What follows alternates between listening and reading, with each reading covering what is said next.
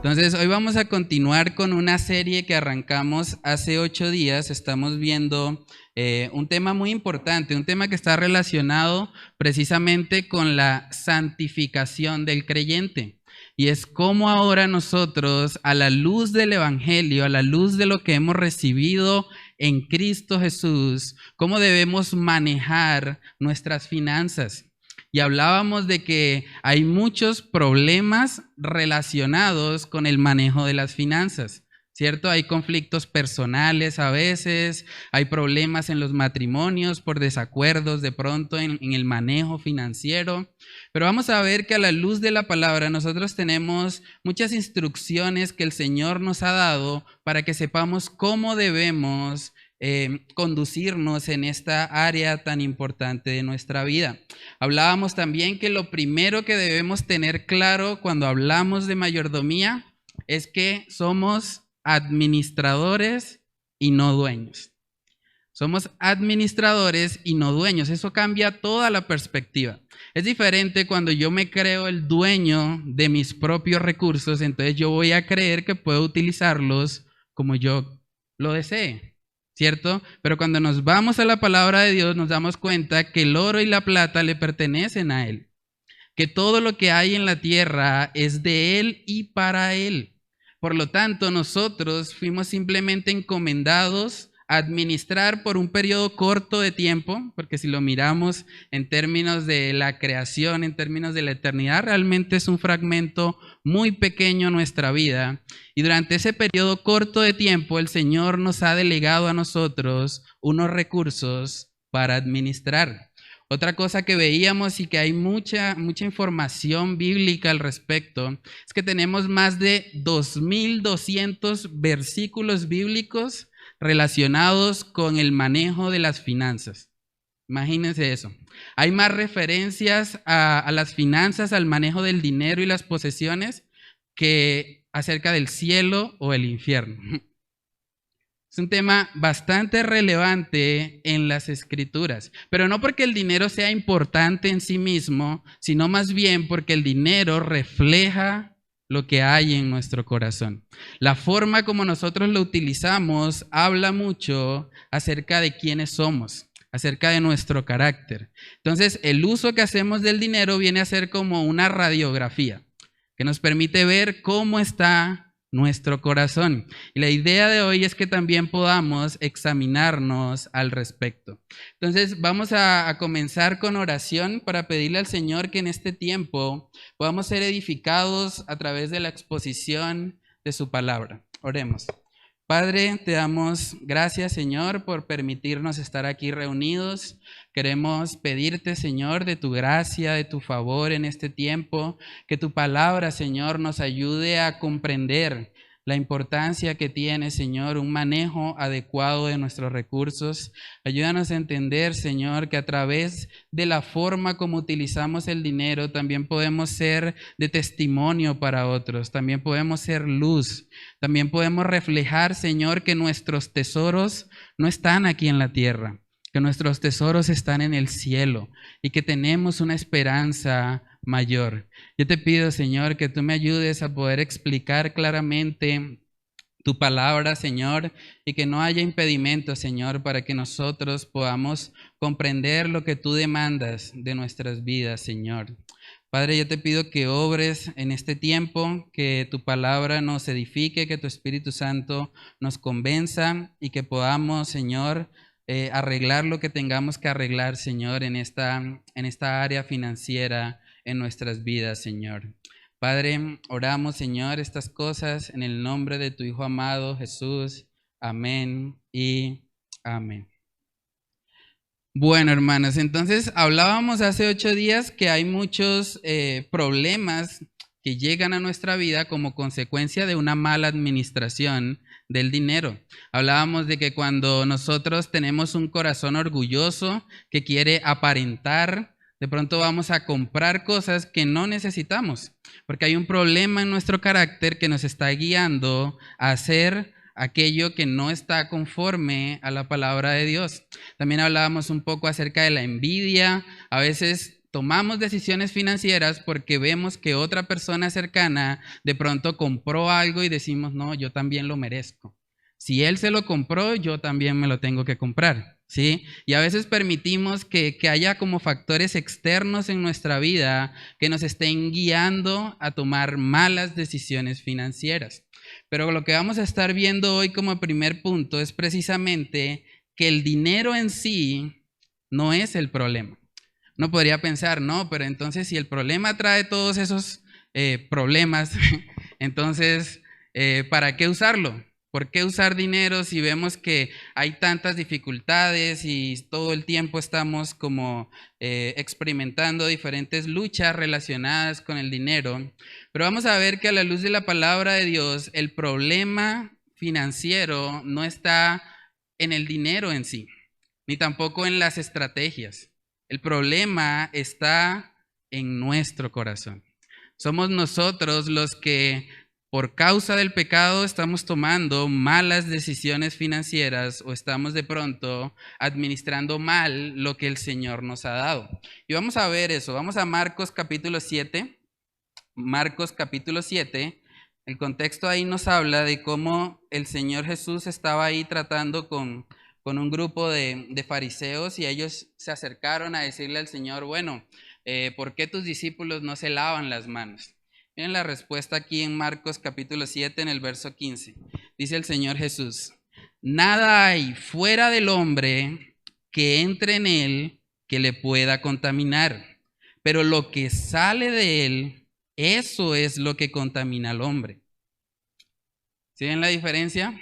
El dinero está afuera del hombre, ¿sí? El problema en sí no es el dinero, el problema es nuestro corazón. Dice en el verso 21 ahí de Marcos 7, porque de dentro del corazón de los hombres salen los malos pensamientos, los adulterios, las fornicaciones, los homicidios, verso 22, los hurtos, las avaricias, pecados relacionados con el manejo del dinero, las maldades, el engaño, la lascivia, la envidia, la maledicencia, la soberbia, la insensatez. Todas estas maldades de dentro salen y contaminan al hombre. Entonces, el problema financiero es inicialmente un problema de nuestro corazón. También dice Jeremías capítulo 17. Jeremías capítulo 17, en el versículo 9, engañoso es el corazón, más que todas las cosas, y perverso, ¿quién lo conocerá? Entonces, aquí vemos, hermanos, que hay un problema es dentro de nosotros. Cuando nosotros nos acercamos a las Escrituras, podemos ver que el problema no es el dinero en sí, sino el amor al dinero. ¿Sí? Porque muchas veces permitimos que nuestro corazón haga del dinero un ídolo y por eso terminamos tomando decisiones inapropiadas. Vamos a 1 Timoteo capítulo 6 para ver eso. 1 Timoteo capítulo 6 y miremos lo que es el versículo 10. 1 Timoteo capítulo 6 en el verso 10 dice, porque raíz de todos los males es que el amor al dinero. No es el dinero en sí, el dinero podemos decir que es neutral, no es ni bueno ni malo, ¿cierto? Pero el amor al dinero sí es un problema, es la raíz de todos los males. Dice ahí, el cual, codiciando algunos, se extraviaron de la fe y fueron traspasados de muchos dolores. Dijo un autor llamado Larry Burkett, la forma en que manejamos nuestro dinero es una demostración externa de una condición espiritual interna. La forma en que manejamos nuestro dinero es una demostración externa de una condición espiritual interna. O sea, cuando nosotros entendemos eso, nos damos cuenta que el problema no está en las estrategias. problema no está en las metodologías o en los tips financieros. No, el problema está en el corazón. Y si nosotros tenemos recurrentemente problemas financieros, debemos tratar con nuestro corazón. Debemos arrepentirnos, porque es la forma como realmente podemos experimentar un verdadero cambio en esa área de nuestra vida. Y vamos a ver aquí algunos ejemplos, porque a veces pasa mucho que como que venimos saliendo muchos de lo que es el evangelio de la prosperidad y todo eso, y hay como cierto tabú a veces al respecto del tema financiero. A veces estamos como curados de tanta cosas que dijeron de pronto en otras iglesias acerca de que Dios quiere que seas rico, que Dios quiere que seas millonario, que a veces este tema como que nos incomoda un poco hablarlo, como que decimos, uy, pero ¿qué me van a decir ahí respecto a ese tema? Otra vez me van a sacar el diezmo, otra vez me van a manipular. Pero vamos a ver, hermanos, que el evangelio de la pobreza, el evangelio de la prosperidad está mal, pero también el evangelio de la pobreza lo está. Porque a veces nos vamos al otro extremo y pensamos, bueno, la única forma de ser piadoso es ser pobre. Solamente el que haga un voto de pobreza, que viva con lo estrictamente necesario, es una persona piadosa. Y los demás son todos pecadores, ávaros. Pero vamos a ver que a la luz de la palabra de Dios no es eso lo que vemos. Vamos a ver el testimonio de un hombre que fue bastante rico y además dice la Escritura que fue un hombre conforme al corazón de Dios. La primera de Crónicas, capítulo 29, para hablar de este personaje llamado David. Primera de Crónicas, capítulo 29, versículos del 3 al 4. Miren la donación que hizo ahí el rey David para la construcción del templo que más adelante haría su hijo Salomón. Dice Primera de Crónicas, capítulo 29, versículos del 3 al 4. Además de esto, por cuanto tengo mi afecto en la casa de Dios, yo guardo en mi tesoro particular oro y plata que, además de todas las cosas que he preparado para la casa del santuario, he dado para la casa de mi Dios. Miren lo que dice: 3,000 talentos de oro. De oro de Ofir era el mejor de todos los oros, y 7,000 talentos de plata refinada para cubrir las paredes de las casas. Imagínense la donación que está haciendo este hombre para la construcción como tal del templo. En ese tiempo, un talento equivalía aproximadamente 34 kilos. ¿Sí? Si nosotros multiplicamos ahí, nos dice que tenía 3,000 talentos de oro, multiplicamos eso por 34 kilos, nos da aproximadamente 102 toneladas de oro. Imagínense eso. La reserva de oro de Colombia es de 18 toneladas. O sea, él tenía 5 veces más la cantidad de oro que hay en Colombia. Y lo donó para el templo. Imagínense eso.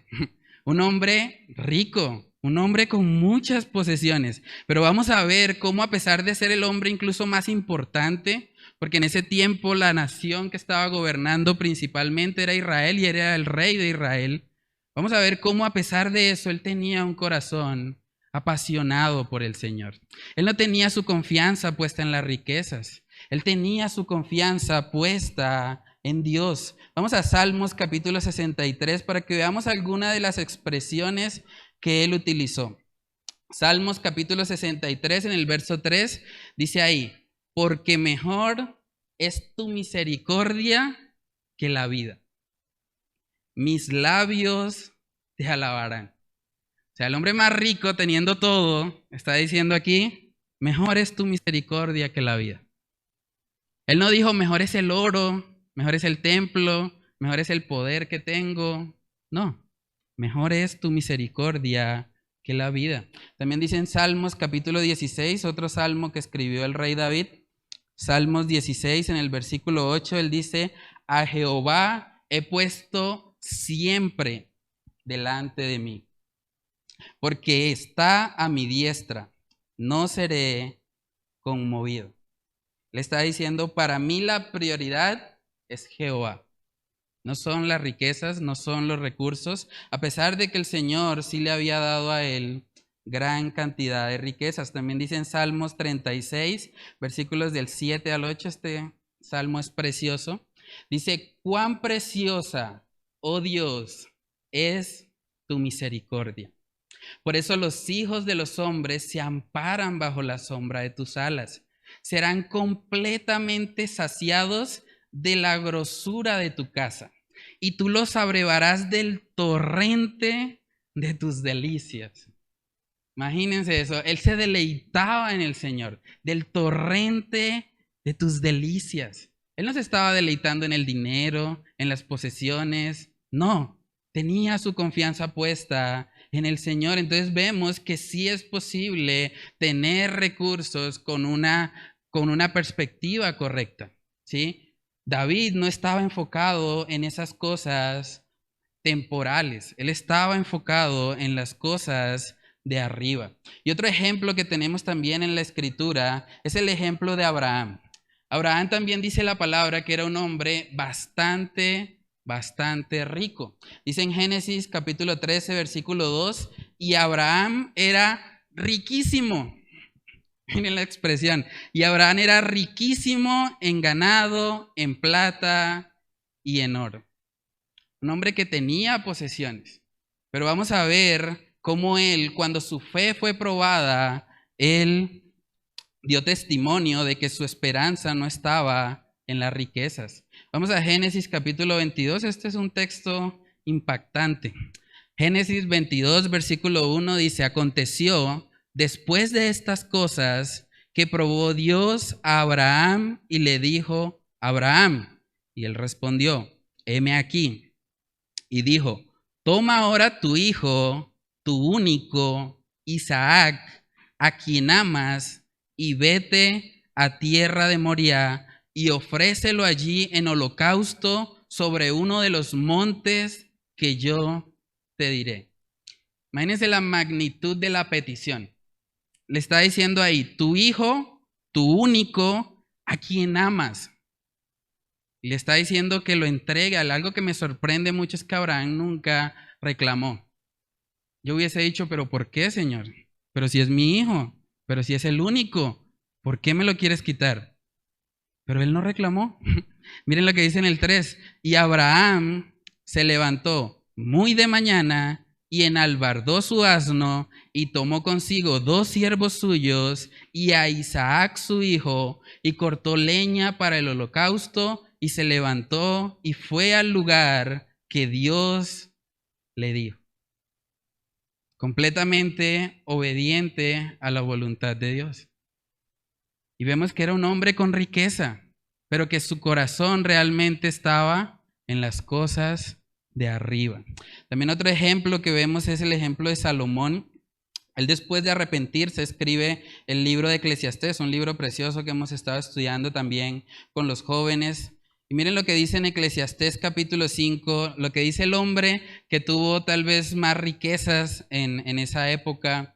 Miren cómo se expresa ahora él acerca del dinero. Eclesiastés capítulo 5, en el versículo 10, dice ahí, el que ama el dinero no se saciará de dinero, y el que ama el mucho tener no sacará fruto. También esto es vanidad. El hombre que tenía todo está reconociendo, ¿no? Esto es vanidad. Vivir solo para las cosas de este mundo terminan siendo una vida completamente vana. Hermanos, a la luz de la palabra nosotros vemos que hay hombres que tuvieron grandes riquezas, pero que a pesar de eso tuvieron una gran piedad, que caminaron con el Señor. Entonces es posible ser un hombre conforme al corazón de Dios como lo fue David y también tener riquezas. Entonces no podemos catalogar las riquezas como algo malo en sí mismo, ¿sí? El problema es cuando nuestra esperanza está puesta en ellas. Y vamos a verlo, 1 de Timoteo capítulo 6, ahí vemos cómo el apóstol Pablo se dirige a las personas ricas. 1 de Timoteo capítulo 6, verso 17, dice ahí, a los ricos de este siglo manda que vendan todo lo que tienen. ¿Dice eso? No, ¿cierto? A los ricos de este siglo manda que no sean altivos, ni pongan la esperanza en las riquezas, las cuales son inciertas, sino en el Dios vivo que nos da todas las cosas en abundancia para que las disfrutemos, que hagan bien, que sean ricos en buenas obras, dadivosos, generosos, atesorando para sí buen fundamento para lo porvenir, que echen mano de la vida eterna. Vemos que incluso las cosas que el Señor nos da en abundancia es para que las disfrutemos. El Señor nos ha dado cosas acá en la tierra para que nosotros disfrutemos de ellas. Y no hay nada malo en eso. El problema es cuando ponemos nuestra confianza en esas cosas. O cuando empezamos a acumular y acumular, que dejamos a un lado el ser generosos, el ser ricos en buenas obras, dadivosos con otros, ¿sí? Entonces vemos, hermanos, que hay un problema cuando a veces hay demasiado dinero. Y también hay un problema cuando nos hace falta el dinero, algo que hablábamos también hace 8 días. La tentación para la persona rica, para la persona que tiene muchas posesiones, es que ponga su confianza en eso y se olvide de Dios. Y la tentación para aquel que no tiene recursos, que está pasando por escasez, por necesidad, es de pronto blasfemar el nombre de Dios. O echarle la culpa a él por la situación que está enfrentando. Por eso una oración que yo creo que todos debemos hacer es la que vemos en Proverbios capítulo 30, versículos del 8 al 9. Me encanta ahí la humildad con la que el autor de este proverbio reconoce que ambos extremos no son difíciles de llevar. Proverbios capítulo 30, versículos del 8 al 9. Miren lo que dice. Vanidad y palabra mentirosa aparta de mí. No me des pobreza ni riqueza. Manténme del pan necesario. No sea que me sacie y te niegue y diga quién es Jehová, o que siendo pobre hurte y blasfeme el nombre de mi Dios. Ambos extremos son peligrosos. Por eso debemos orar al Señor para que Él nos dé lo necesario. Para que nosotros no tengamos esas luchas que hay en ambos polos, en ambos extremos. Y vamos a ver, hermanos, que una vez que tenemos claro que el dinero en sí no es el problema, vamos a ver que el dinero es, o el manejo del dinero más bien, refleja lo que son nuestras prioridades. Y esa es la razón por la que vemos tantos versículos bíblicos que nos hablan acerca de este tema. Porque es un reflejo, el manejo del dinero, de lo que está en nuestro corazón, de dónde están nuestras prioridades. Vamos a Mateo capítulo 6, es el texto base prácticamente de todo esto. Mateo capítulo 6, versículos del 19 al 21. Miren lo que dice ahí. No os hagáis tesoros en la tierra, donde la polilla y el orín corrompen, y donde ladrones minan y hurtan, sino haceos tesoros en el cielo, donde ni la polilla ni el orín corrompen, y donde ladrones no minan ni hurtan, porque donde esté vuestro tesoro, allí estará también vuestro corazón. Es una realidad, hermanos. Si usted mira su presupuesto y mira dónde está colocando el dinero, se da cuenta que ahí está su corazón. Usted está pensando, de pronto tengo que pagar el arriendo, tengo que pagar los servicios, y su mente, su corazón, sus sentimientos están ligados a eso, ¿sí? Entonces nosotros, entendiendo eso, debemos saber que una persona no pone su dinero en donde no tiene sus afectos. Voy a repetir eso. Una persona no pone su dinero en donde no tiene sus afectos. Entonces, a la luz de la palabra de Dios y a la luz de que nosotros como creyentes hemos sido nuevas criaturas, ¿cómo debería ser nuestra relación con el dinero? Podemos preguntarnos, ¿qué diferencia hay entre un presupuesto hecho por una persona que no conoce al Señor, que vive para sí mismo, y un presupuesto hecho por alguien que quiere glorificar a Dios, que quiere vivir para Dios? ¿Qué diferencia habrá entre esos dos? Yo creo que es algo que nosotros debemos meditar, porque en el manejo de las finanzas, hermanos, nosotros podemos ser de gran impacto para este mundo. Vivimos en un mundo consumido en el materialismo, en tener más, más, más y más. Pero cuando nosotros damos testimonio de manejar los recursos para la gloria de Dios, de tener tesoros en el cielo y no en la tierra, eso va a impactar a las personas. Ellos van a decir, ¿cómo es posible que este hombre esté administrando de esa manera sus recursos? ¿Por qué? Porque vivimos en la cultura de obtener todo ya, rápido, ¿sí? Pero cuando nosotros demostramos los atributos que el Señor ha dicho en su palabra para cada creyente respecto a las finanzas, es algo que lo cambia todo. La gente va a ver y va a decir, es raro, ¿por qué administra el dinero de esa manera? ¿Por qué invierte en esas cosas? No tiene sentido, ¿sí? Pero es la forma en la que nosotros podemos ser luz. Vamos a Salmos capítulo 17, Salmos capítulo 17, versículos del 13 al 14. Miren lo que dice ahí. Salmos 17, del 13 al 14. Levántate, oh Jehová, sal a su encuentro, póstrales, libra mi alma de los malos con tu espada. Miren lo que dice el 14. De los hombres con tu mano, oh Jehová, de los hombres mundanos, cuya porción la tienen en esta vida, y cuyo vientre está lleno de tu tesoro, sacian a sus hijos y aún sobra para sus pequeñuelos. ¿Qué característica tienen los hombres mundanos ahí? Dice, cuya porción la tienen en esta vida. A veces pensamos que una persona mundana es la que está cometiendo pecados escandalosos. No, eso está por allá cometiendo quién sabe qué, no, eso por allá está matando, robando, eso está en el mundo. Pero una persona mundana también es aquella que tiene su esperanza puesta acá, en las cosas efímeras de este mundo, en las cosas que van a desaparecer. También en Filipenses vemos un patrón parecido, Filipenses capítulo 3, cuando el apóstol Pablo habla acerca de los que son enemigos de la cruz. Filipenses capítulo 3, dice ahí los versículos del 18 al 19.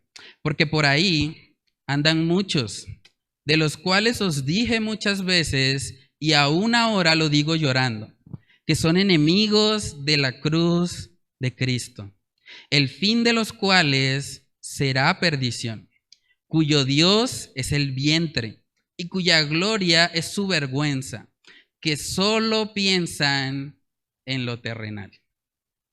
La diferencia entre una persona que conoce al Señor y una persona que no le conoce es precisamente que el que no conoce al Señor vive para este mundo. Él entiende que acá es donde está toda su riqueza, que acá es donde él debe esforzarse para alcanzar más y más y más. Y por eso vemos que el mundo en general va en esa carrera desenfrenada hacia el materialismo, hacia obtener más y más. Pero vamos a ver el contraste de eso. Vamos a ver cómo luce una persona o un cristiano, un creyente que entiende realmente que las finanzas son dadas como un medio para glorificar al Señor. Vamos a ver un ejemplo muy impactante en 2 de Corintios capítulo 8, versículos del 1 al 4. 2 de Corintios capítulo 8, versículos del 1 al 4, miren lo que dice. Asimismo, hermanos, os hacemos saber la gracia de Dios que se ha dado a las iglesias de Macedonia, que en grande prueba de tribulación, la abundancia de su gozo y su profunda pobreza abundaron en riquezas de su generosidad. Pues doy testimonio de que con agrado han dado conforme a sus fuerzas y aún más allá de sus fuerzas, pidiéndonos con muchos ruegos que les concediésemos el privilegio de participar en este servicio para los santos. Hay tantas cosas ahí por comentar, pero vemos cómo esta iglesia, hermanos, tenía el deseo de dar aún estando en medio de su profunda pobreza. Y ocurre algo totalmente contracultural, porque dice que tenían abundancia de gozo. ¿Cuántas veces vemos una persona en profunda pobreza y con abundante gozo? Eso es algo más bien extraño, ¿cierto? Vemos todo lo contrario. Generalmente cuando la gente está pasando por situaciones financieras difíciles, su gozo está menguado, ¿sí? ¿Por qué? Porque tiene su esperanza muchas veces puesta en las cosas de este mundo. Hermanos, aquí vemos que esta iglesia quería dar. Es muy curioso. Casi en todas partes vemos que la iglesia tiene que decirle a las personas la importancia de dar. Pero ellos son los que le están diciendo a los líderes, queremos dar, déjennos participar de ese servicio a los santos. Vemos un enfoque totalmente diferente. Mientras que la persona que no conoce al Señor vive para este mundo, solo piensa en lo terrenal, el que tiene la mirada puesta en Cristo Jesús, entiende que nada ha traído a este mundo y que nada se va a llevar. Y por lo tanto, no se aferra al dinero, no se aferra a las cosas de este mundo. Una vez le preguntaron al pastor John Piper por qué el Señor nos dio el dinero. Miren la respuesta que él dio. Él dijo, el dinero nos es dado para que mostremos ante el mundo que Él no es nuestro tesoro, sino que Cristo lo es. El dinero nos es dado para que mostremos ante el mundo que Él no es nuestro tesoro, sino que Cristo lo es. La forma como utilizamos el dinero debe decirle al mundo que Cristo es mi Salvador. No debería decirle al mundo que el dinero en sí es mi Dios o es lo que yo estoy buscando. Hermanos, un cristiano que ama a Dios a la luz de la palabra, y vamos a ver un poco más acerca de eso, está comprometido con el sostenimiento de su iglesia local. ¿Por qué? Porque sabe que es a través de ella que se alcanzarán más personas con el evangelio de salvación. Yo sé que a veces ese es un tema como medio espinoso, porque a veces pensamos, uy, no, pero ya van a pedir plata, ya van otra vez con lo mismo. Pero a la luz de la palabra de Dios, vemos que hay mucho respecto a eso, hermanos. Hoy en día se habla en muchas iglesias que se debe dar el diezmo, ¿sí? Creo que todos han escuchado eso, ¿sí? Y es tal vez de los temas que ha sido como más polémicos, porque mucha gente hoy en día su argumento en contra de las iglesias es que allá le piden el diezmo, es que allá lo están explotando, le están sacando la plata. Pero hermanos, cuando nosotros miramos la palabra de Dios, nos damos cuenta que el diezmo fue un principio establecido por el Señor para el sostenimiento del templo, para el sostenimiento de los levitas y para el sostenimiento también de los pobres. De hecho, cuando uno mira el Antiguo Testamento se da cuenta que hay 3 diezmos, no uno solo. Entonces, si alguien quiere defender que el diezmo continúa vigente, tiene que hablar más o menos de un 23.3% de los ingresos dados para la iglesia. Vamos a ver eso. El primer diezmo que vemos en la Biblia era un diezmo para el sostenimiento como tal del templo. Levítico capítulo 27,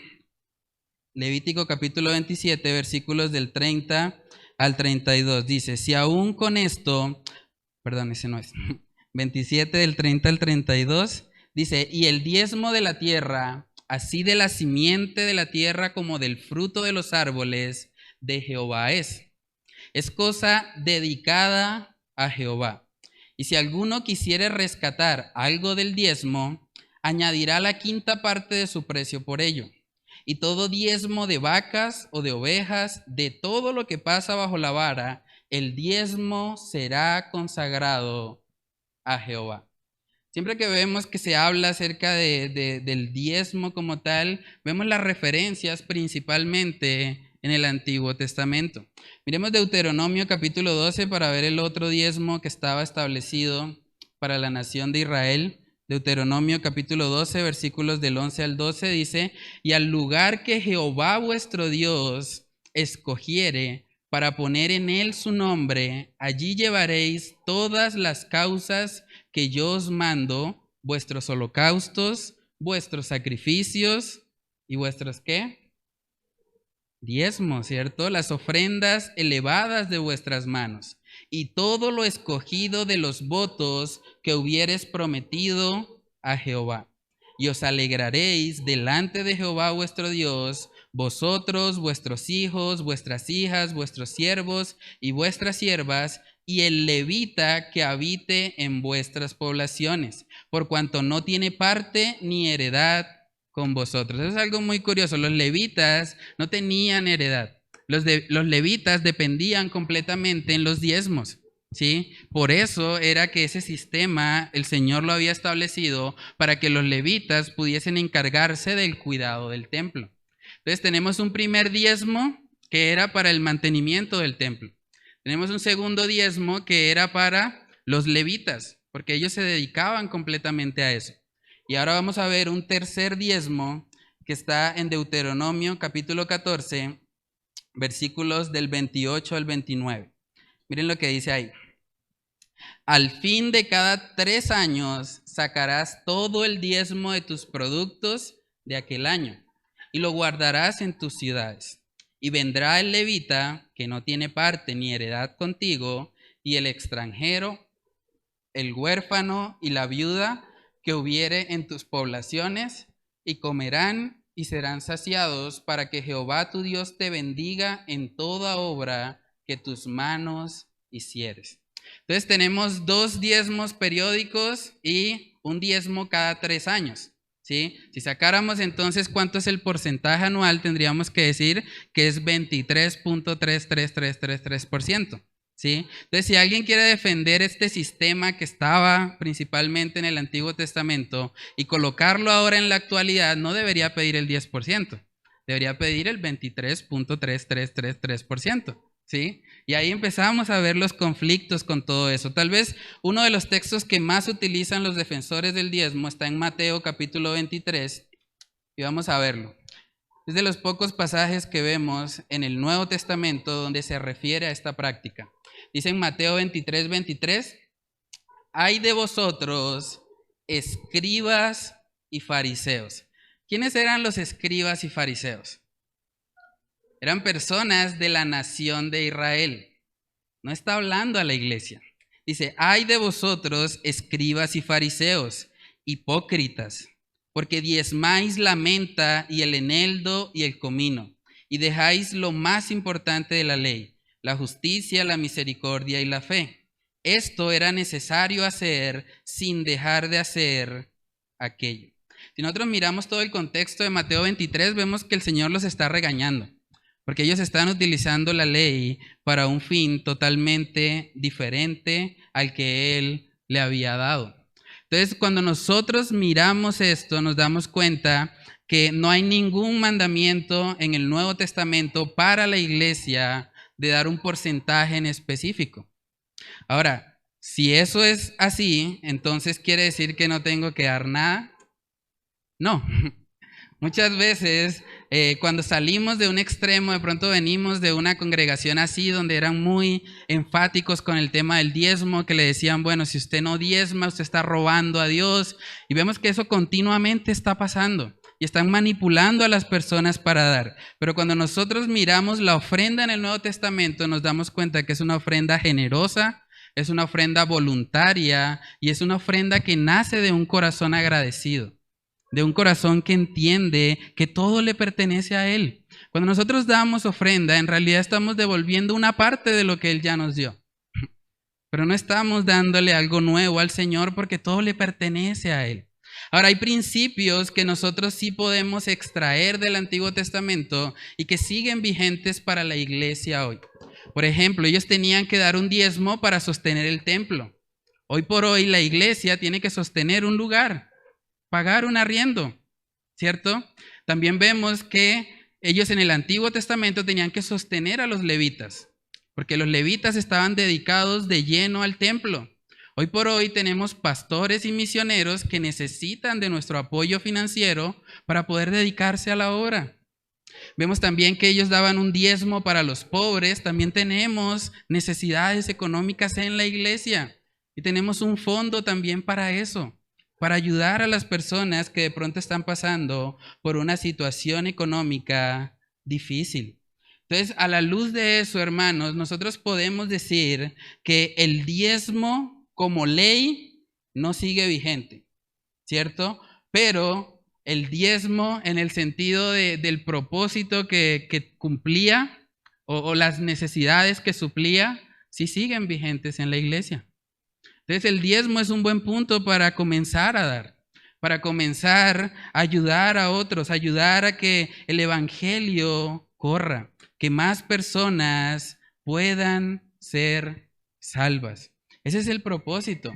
Una buena pregunta que podemos hacernos es si nosotros ahora estamos bajo un nuevo pacto, y dice el libro de Hebreos que estamos en un pacto mucho mejor que el viejo, pues si en el viejo pacto daban un 23.3%, ahora bajo este nuevo pacto, con estas preciosas promesas en Cristo Jesús, ¿cuánto más no deberíamos ser generosos? Generosos porque el Señor nos ha dado tanto. Él ha pagado, él cumplió con toda esa ley que ninguno de nosotros hubiese podido cumplir. Y lo que vemos en el Nuevo Testamento son iglesias dando mucho más de un 10%, dando con generosidad, dando con abundancia. Vamos a Hechos capítulo 2. Este es un pasaje realmente que impacta mucho mi vida. Siempre que leo este pasaje soy retado. Dice en Hechos capítulo 2, versículo 44, todos los que habían creído estaban juntos y tenían en común todas las cosas y vendían sus propiedades y sus bienes y los repartían a todos según la necesidad de cada uno. Y perseverando unánimes cada día en el templo y partiendo el pan en las casas, comían juntos con alegría y sencillez de corazón, alabando a Dios y teniendo favor con todo el pueblo. Y el Señor añadía cada día a la iglesia los que habían de ser salvos. ¿Qué hace que una persona esté dispuesta incluso a vender una propiedad para darla para la iglesia? Es una persona que no tiene su esperanza aquí, hermanos. Alguien que está aferrado a las cosas de este mundo nunca va a hacer eso. Pero alguien que tiene sus tesoros en el cielo, alguien que entiende que todo esto se va a acabar y que un día no nos vamos a poder llevar nada. Desnudos vinimos al mundo y desnudos nos iremos, dice en Eclesiastés. Cuando nosotros entendemos eso, cambia totalmente la perspectiva y la forma como nosotros manejamos las finanzas. Miremos Filipenses capítulo 4 también para ver lo que hizo la iglesia de Filipo para ayudar al apóstol Pablo. Filipenses capítulo 4, versículos del 15 al 18. Y sabéis también vosotros, oh filipenses, que al principio de la predicación del evangelio, cuando partí de Macedonia, ninguna iglesia participó conmigo en razón de dar y recibir, sino vosotros solos, pues a una Tesalónica me enviasteis una y otra vez para mis necesidades. Miren lo que dice en el 17, no es que busque dádivas, sino que busco fruto que abunde en vuestra cuenta. ¿Saben cómo podemos tener tesoros celestiales? Cuando nosotros estamos apoyando la obra. Cuando nosotros estamos ayudando a los misioneros a que ellos vayan adelante y que ellos prediquen el evangelio de salvación. Dice en el 18, pero todo lo he recibido y tengo abundancia. Ellos no le dieron lo que le sobraba al apóstol Pablo, le dieron con abundancia. Dice, estoy lleno, habiendo recibido de Epafrodito lo que enviasteis, olor fragante, sacrificio acepto, agradable a Dios. Vemos en el Nuevo Testamento que la iglesia realmente se preocupaba por sostener a sus líderes. Se preocupaba también porque los pobres y las viudas recibieran ayuda, porque ellas no tenían cómo trabajar. Vamos a ver un texto en Romanos capítulo 15 para ver cómo la iglesia se ponía de acuerdo para ayudar a los necesitados. Romanos capítulo 15, versículos del 26 al 27. Dice ahí, porque Macedonia y Acaya tuvieron a bien hacer una ofrenda, ¿para qué? Para los pobres, ¿cierto? Que hay entre los santos que están en Jerusalén, pues les pareció bueno. y son deudores a ellos, porque si los gentiles han sido hechos participantes de sus bienes espirituales, deben también ellos ministrarles de los materiales. Vemos una iglesia generosa. En todo el Nuevo Testamento vemos que los creyentes estaban buscando la manera de poder dar, de poder apoyar la obra a los misioneros, de apoyar a los que estaban en necesidad, a los pobres, a las viudas. Hermanos, examinémonos. ¿Cómo está nuestro corazón en esto? Recordemos que es un asunto del corazón. ¿Cómo estamos en esta área de apoyar financieramente la expansión de la obra del Evangelio? Yo no digo eso para condenar a nadie, pero examinemos nuestro corazón. ¿Cómo estamos en eso? ¿Cómo estamos en el apoyo financiero para que la obra avance? Para que más personas puedan escuchar el Evangelio de salvación. Es la forma como nosotros podemos hacer tesoros en el cielo y no acá en la tierra. Hay una frase bastante fuerte de un pastor, pero yo creo que es necesario. Dijo el pastor Leonard Ravenhill, que ministró más o menos en el año 1900, él dijo la siguiente frase: los cristianos de hoy en día gastan más en comida para mascotas que lo que contribuyen a las misiones. Bastante fuerte eso, ¿no? Los cristianos de hoy en día gastan más en comida para mascotas que lo que contribuyen a las misiones. Hermanos, para nosotros como creyentes que hemos recibido el Evangelio y que sabemos lo importante que es, debe ser una prioridad. Debe ser una prioridad poder apoyar financieramente la obra, porque es la forma en la que el Evangelio avanza, en que más personas pueden ser salvas. Debe ser el anhelo de nuestro corazón. Hemos visto hasta aquí que el dinero en sí no es el problema. Hemos visto también que el manejo del dinero refleja nuestras prioridades, refleja lo que hay en nuestro corazón. Y por último, vamos a ver hoy que debemos vivir vidas financieras para la gloria de Dios. Entonces, el punto número 3 lo he titulado: haz tu presupuesto para la gloria de Dios. Haz tu presupuesto para la gloria de Dios. Yo sé que a veces tendemos a llevar una vida de pronto sin mucha planificación, pero a la luz de la palabra también vemos que si somos administradores, si somos mayordomos, es importante tener un presupuesto. Es importante saber cuánto entra, cuánto sale y poder tomar decisiones respecto al uso del dinero. Dice 1 Corintios capítulo 10, 1 Corintios capítulo 10, en el versículo 31. Si pues coméis o bebéis o hacéis otra cosa, hacedlo todo para la gloria de Dios. Yo siempre que leía este pasaje decía, bueno, sí, pues coméis o bebéis, hacerlo todo para la gloria de Dios. Eso se refiere a agradecer al Señor por todo lo que Él nos da, por la comida, por la bebida. Pero escuchando a un pastor, él decía, bueno, pero comer y beber para la gloria de Dios también es cuando nosotros administramos correctamente los recursos con los que compramos esa comida y esa bebida. Otra forma en la que nosotros podemos comer y beber para la gloria de Dios es cuando los recursos financieros que usamos para obtener esas cosas fueron administrados sabiamente, conforme a las prioridades bíblicas. Si queremos cumplir con eso, debemos ser buenos administradores de lo que el Señor nos ha dado. Hermanos, debemos entender que somos mayordomos y somos mayordomos temporales. Vamos a hacer un pequeño ejercicio. Voy a pedir el favor a mi esposa, si me puedes ayudar. Yo hice un pequeño contrato de mayordomía, ¿sí? La idea de esto es que nosotros podamos llevar esto a la práctica. Yo sé que a veces de pronto no nos gusta el tema de organizarnos muy bien o de tener como una vida muy cuadriculada, pero hermanos, para poder administrar para la gloria de Dios, para hacer un presupuesto que exalte al Señor, es importante que nosotros hagamos un presupuesto y que entendamos que no somos dueños, sino administradores de lo que Él nos ha dado. Ustedes pueden ver ahí en esa imagen o en esa hojita que dice contrato de mayordomía, ¿sí?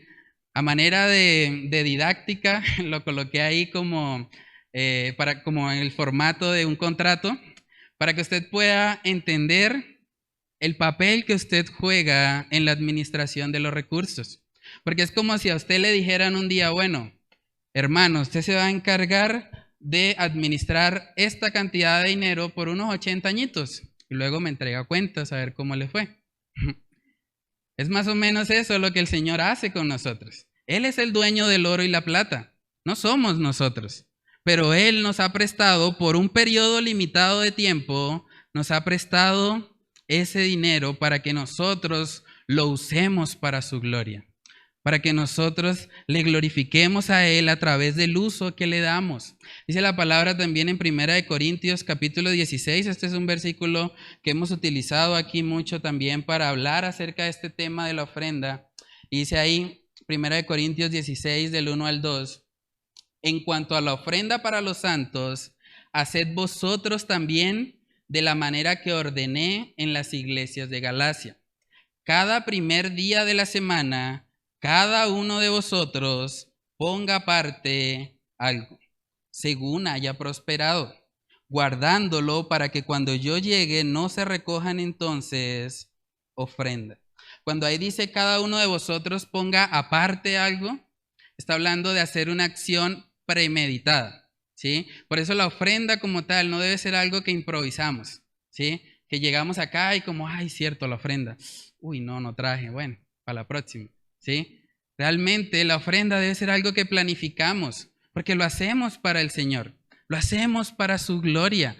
Entonces, desde la casa nosotros podemos ya traer cuánto vamos a dar, porque lo hacemos para el Señor. Y es importante eso, hermanos. Yo sé que no es un tema de pronto que nos guste hablar o que de pronto a veces genera algo de incomodidad, pero es necesario. Es necesario entender que lo que el Señor nos ha dado es para su gloria, no es para nosotros. Es para que le exaltemos a Él. Dice la palabra también en Proverbios capítulo 27, versículos del 23 al 27.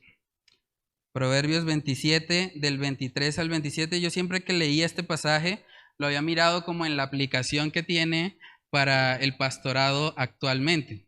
Pero vamos a ver que el Señor le está hablando aquí a través del libro de Proverbios para enseñarnos la importancia de la mayordomía.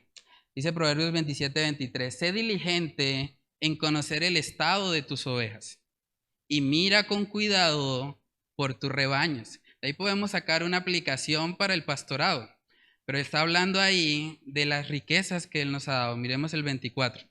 Porque las riquezas no duran para siempre, y será la corona para perpetuas generaciones. Saldrá la grama, aparecerá la hierba, y se segarán las hierbas de los montes. Los corderos son para tus vestidos, y los cabritos para el precio del campo, y abundancia de leche de las cabras para tu mantenimiento, para mantenimiento de tu casa, y para sustento de tus criadas. La forma como ellos administraban sus recursos era precisamente siendo diligente en cuidar el estado de las ovejas, mirando que los corderos estuviesen bien utilizados, que la leche de las cabras fuese para el mantenimiento. Está hablando de mayordomía, de administrar lo que el Señor nos ha dado. De la misma manera, hermanos, nosotros también debemos ser mayordomos fieles. Porque un día vamos a dar cuentas al Señor por todo lo que Él nos dio. Y ojalá el Señor pueda decir de nosotros, bien, buen siervo y fiel. Que esas sean las palabras con las que el Señor nos reciba cuando estemos en su presencia. Vamos a orar y vamos a pedirle al Señor que Él nos ayude en esta área de las finanzas. Que podamos ser una iglesia que entienda la importancia de dar. ¿Y por qué cuando damos lo hacemos no para el pastor, no para una iglesia, lo hacemos realmente para Dios? Padre, te damos muchas gracias, Señor, por este tiempo. Gracias por permitirnos abrir tu palabra, Señor, y por mostrarnos la necesidad que tenemos, Señor, de hacer tesoros en el cielo. Padre, yo sé que hay todo un sistema que nos está continuamente bombardeando, Señor, para que nosotros caigamos en las trampas del materialismo, en las trampas, Señor, de querer abarcar más de lo que realmente podemos. Yo te pido que tú obres en nuestros corazones, Señor, que tú nos enseñes contentamiento, que tú nos ayudes, Señor, a que realmente tú seas nuestro tesoro. Que nosotros no estemos buscando, Señor, en las cosas creadas, plenitud. Que podamos entender, así como el rey David, Señor, que nada creado nos puede llenar. Que ninguna riqueza puede satisfacer nuestros corazones, sino que cuando estamos en ti y solo en ti, es que podemos experimentar plenitud de gozo. Señor, en tu presencia hay delicias. Ayúdanos a deleitarnos en ti, Señor, a caminar contigo, que no estemos buscando, Señor, en las cosas terrenales, en las cosas efímeras, satisfacción, sino que podamos buscarte a ti, Señor, la fuente de la vida. A ti, Señor, que eres el dueño de todo. Yo te pido, Señor, que tú nos enseñes como iglesia la importancia que tiene el dar para tu obra y que más personas, Señor, puedan involucrarse en este ministerio, en ese servicio a los santos, como dice tu palabra, Señor. Padre, oramos, Señor, todas estas cosas en el nombre de tu Hijo amado, Jesús. Amén y amén.